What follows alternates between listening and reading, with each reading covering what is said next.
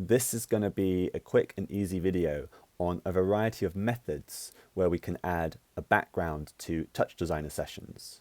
Right now I have a simple little particle system going on using SOPs. I'm rendering it and we can see that we have this transparent background. Now, my favorite method of creating a background is right-clicking between the render and the null. I'm going to insert an operator called an RGB key.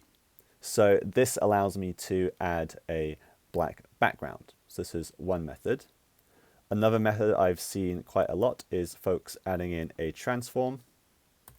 Let's go into the parameters here. On background color, we're going to hit 1 on the alpha, and we're also going to select comp over background color.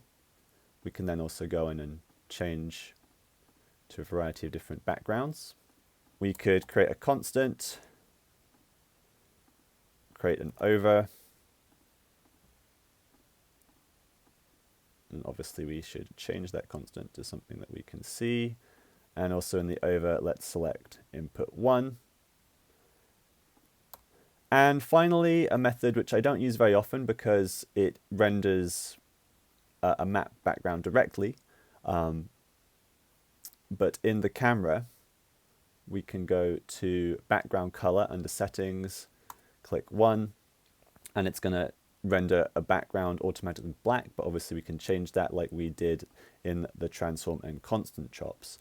Now, the reason I don't use this method very often is because, as we can see, it's rendering fully with that background. So if I wanted to, for example, add in some feedback trails or anything like that, it would already be there, so the feedback would be added to whatever background I chose, which isn't always what you want. So this is why I sort of put an RGB key at the end of my chain, and then whatever I might want to add in, for example, just for quick, easy operation, I'm just going to add in a feedback edge.